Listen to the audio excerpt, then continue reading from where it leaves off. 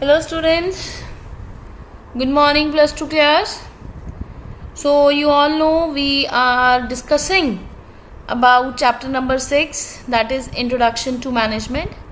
So in your previous video we have covered the meaning, defines, features, objectives and importance of management along with their parts, description which were self-explanatory.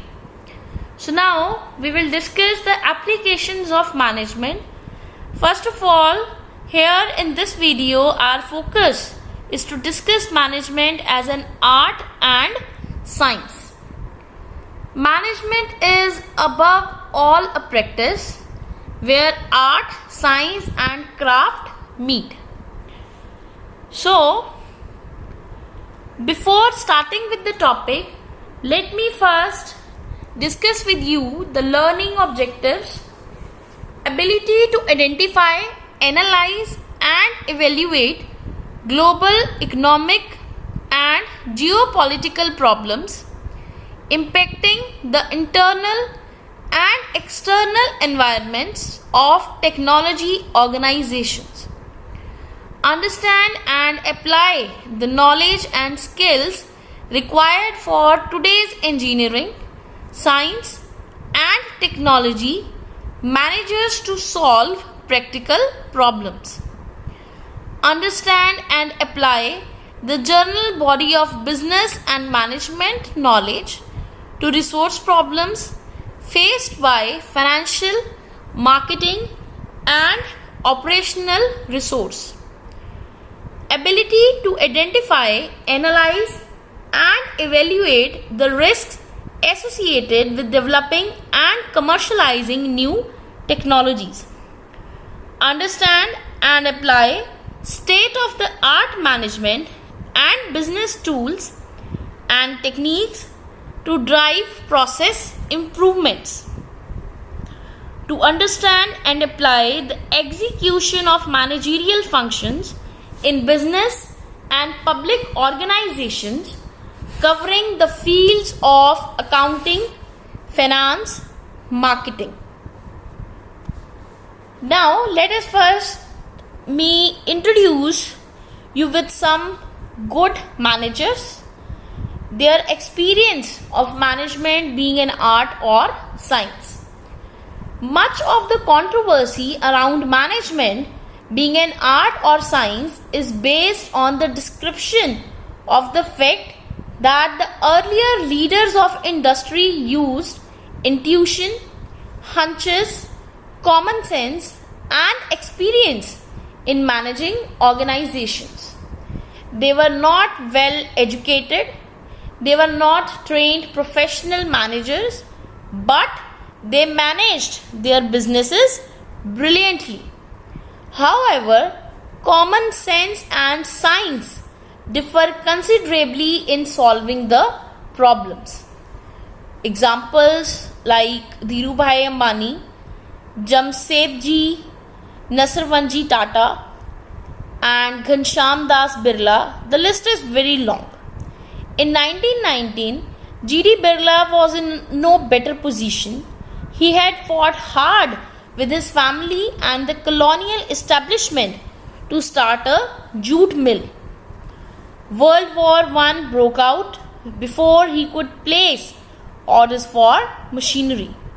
He had based his projections on 6,000 rupees per loom, but the price shot up to 16,000. But he went ahead.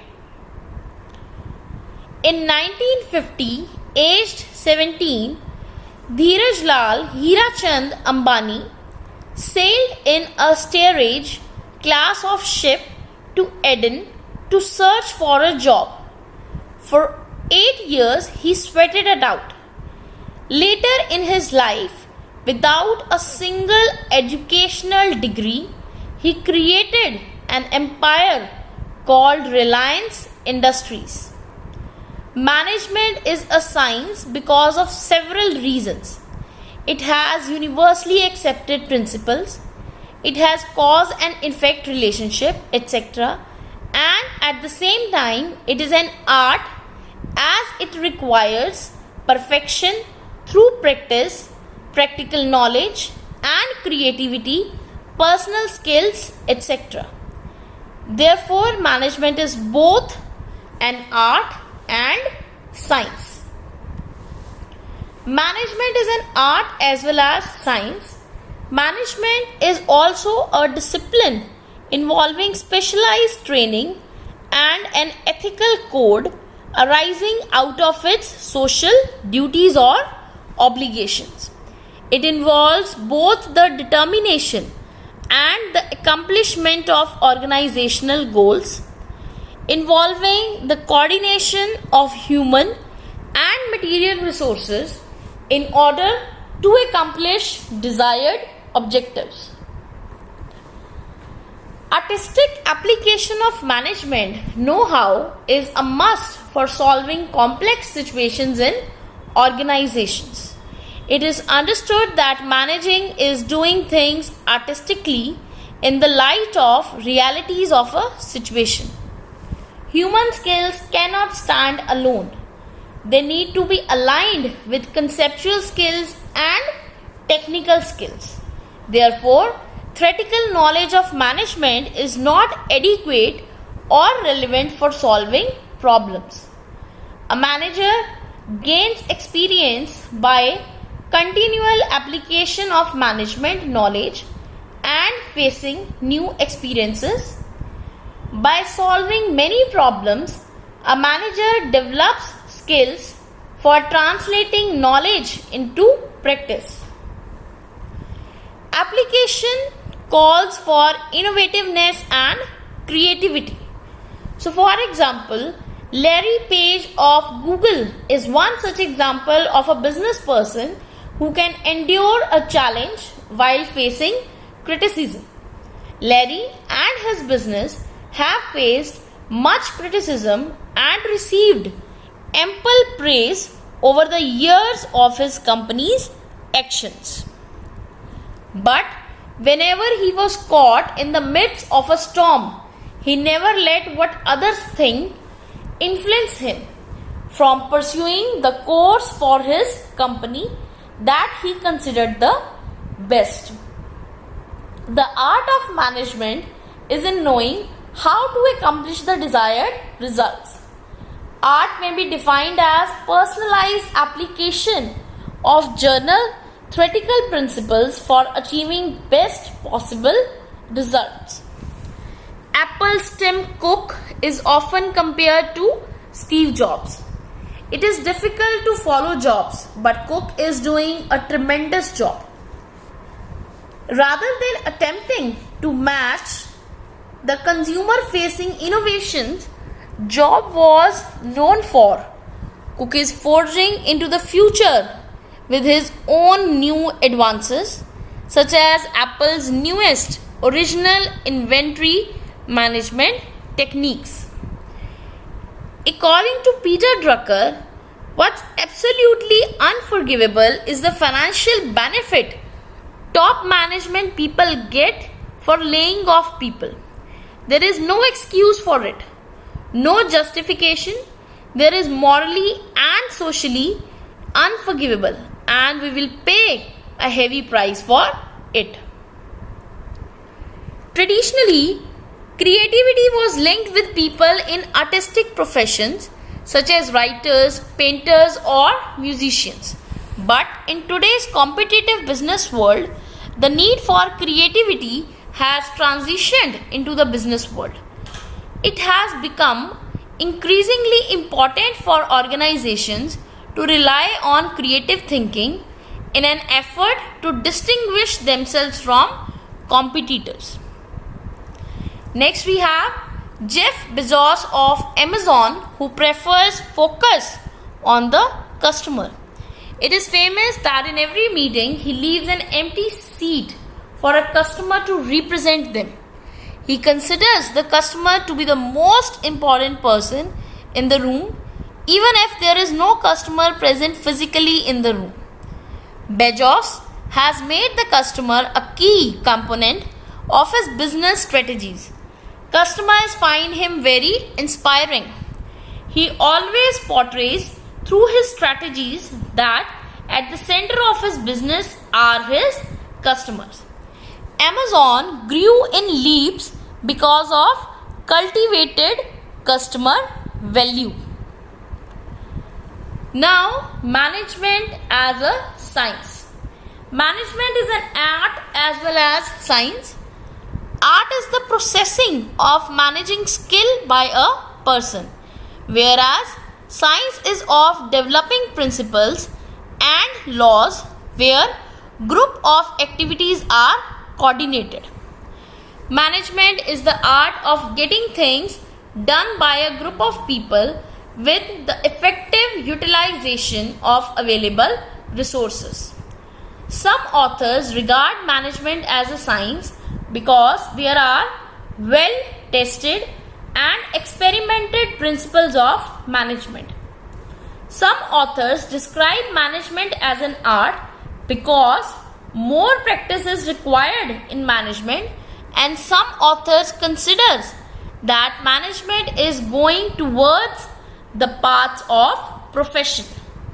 Science can be defined as a systematic and organized body of knowledge based on logically observed findings, facts, and events. Science comprises of exact principles which can be verified, and it can establish cause and effect relations. Now we will discuss about the main features or characteristics of science, management as a science.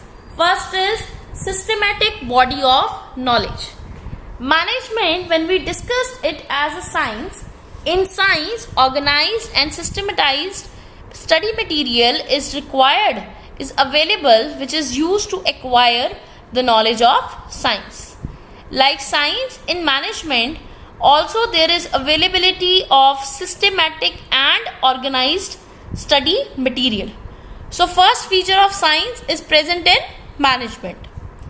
Now the second feature.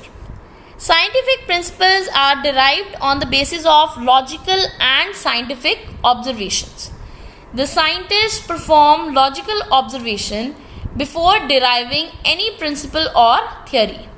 They are very objective while doing the observations.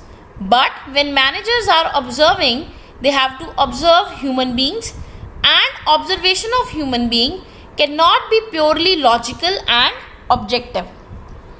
Some kind of subjectivity enters in the observations, so this feature of science is not present in management.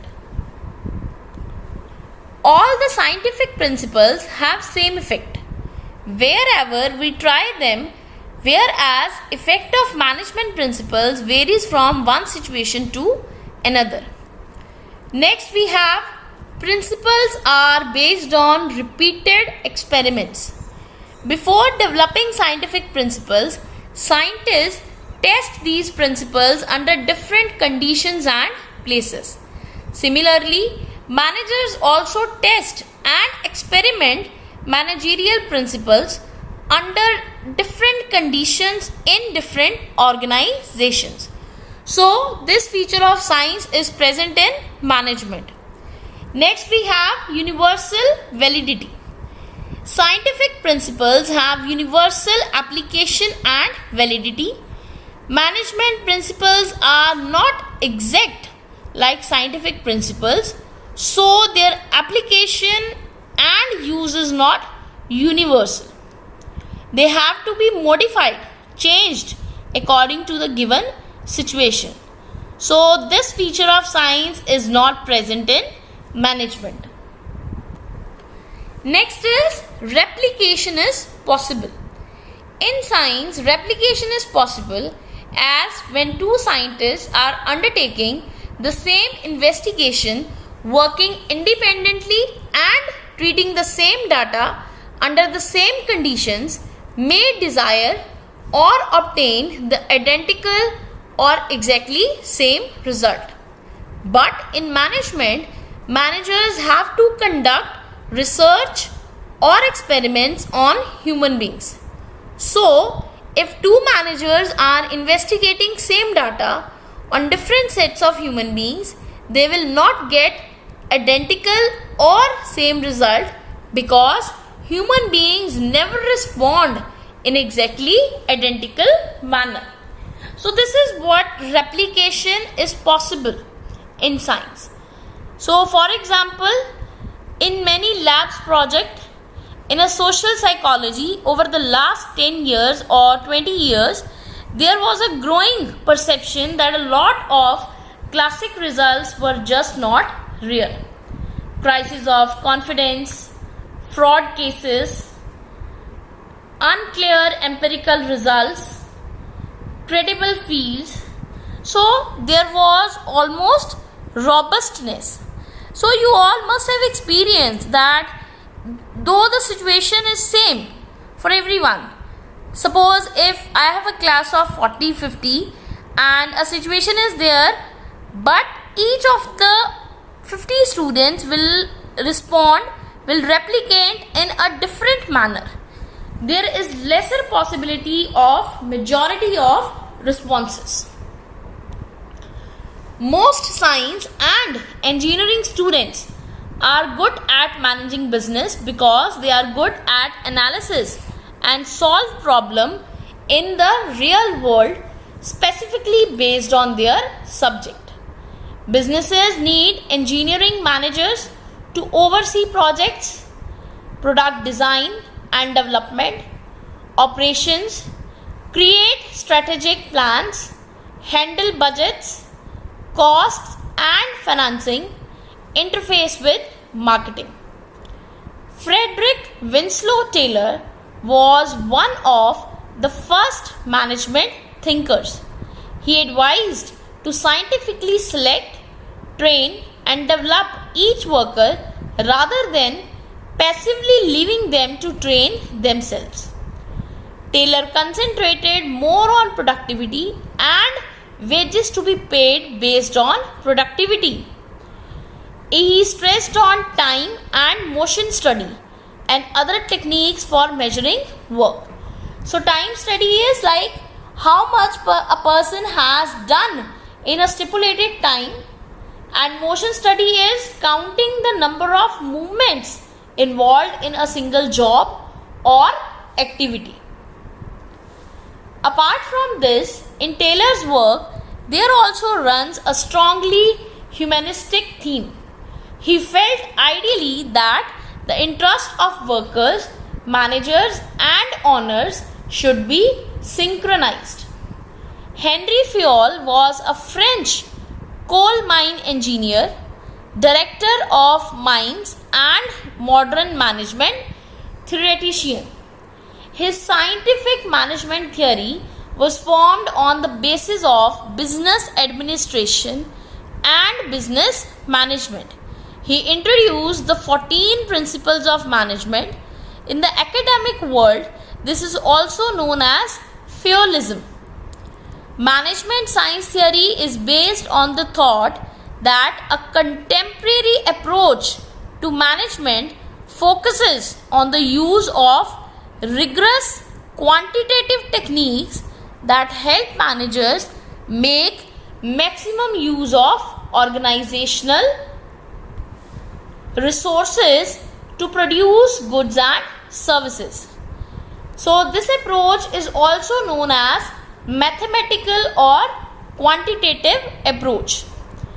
In quintessence, this theory is a contemporary extension of scientific management, which, as developed by Taylor, also looks at quantitative approach to measure the employee and his task in order to raise efficiency.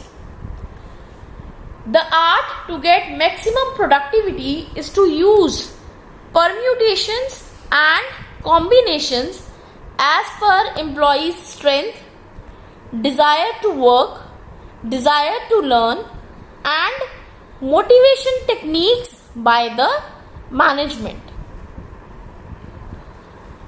Now, discussion of management as an art. Art implies application of knowledge and skill to try to get desired results. An art may be defined as personalized application of general theoretical principles for achieving best possible results. Art has the following characteristics. Practical knowledge. Every art requires practical knowledge, therefore, learning of theory is not sufficient. It is very important to know practical application of theoretical principles. For example, to become a good painter, the person may not only be knowing different color and brushes, but different designs, dimensions, situations, etc. to use them appropriately. A manager can never be successful just by obtaining degree or diploma in management. He must also know how to apply various principles in real situations by functioning in capacity of manager. Moreover, management as an art includes personal skills. Although theoretical base may be same for every artist, but each one has his own style and approach towards his job. So you can see, suppose there are 4 teachers of English, suppose, or you have been taught by a number of English teachers. Last from you are studying on you the day when you can evaluate the systematized knowledge of your teachers. So you can see that every teacher has his own style and approach towards its subject. So that is why the level of success and quality of performance differs from one person to another. For example, there are several qualified painters, but M.F. Hussain is recognized for his style. Similarly, management as an art is also personalized. Every manager has his own way of managing things based on his knowledge, experience and personality. That is why some managers are known as good managers like Aditya Birla, Rahul Bajaj, whereas others are bad. So you can see the most common used personal skills are like communication, organization, critical thinking, adaptability and many more. Now the next feature is creativity. Every artist has an element of creativity in line. That is why he aims at producing something that has never existed before, which requires combination of intelligence and imagination. Management is also creative in nature like any other art. It combines human and non-human resources in a useful way so as to achieve desired results. It tries to produce sweet music by combining chords in an efficient manner. Next is perfection through practice. Practice makes a man perfect. Every artist becomes more and more proficient through constant practice. Similarly, managers learn through an art of trial and error initially, that is in the beginning, but application of management principles over the year and year again makes them perfect in the job of managing. Next feature is goal oriented. Every art is result oriented as it seeks to achieve concrete results, accurate results. In the same manner, management is also directed towards accomplishment of predetermined goals. Managers use various resources like men, money, material, machinery, and methods to promote growth of an organization. Thus, we can say that management is an art. Therefore, it requires application of certain principles.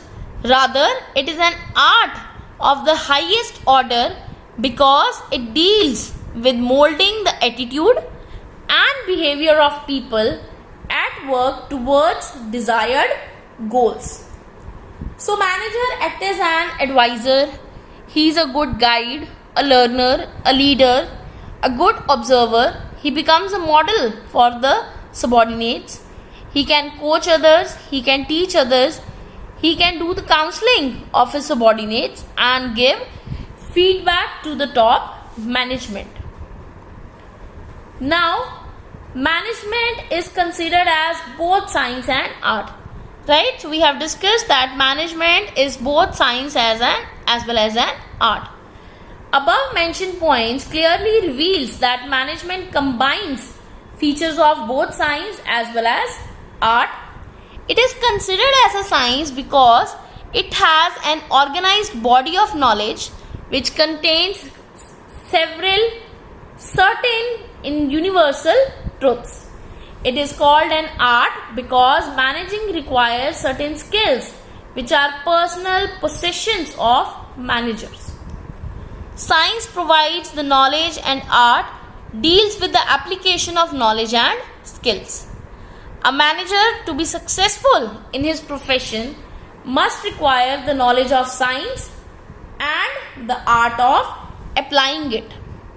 Therefore, management is a judicious blend of science as well as an art because it proves the principles and the way these principles are applied is a matter of art.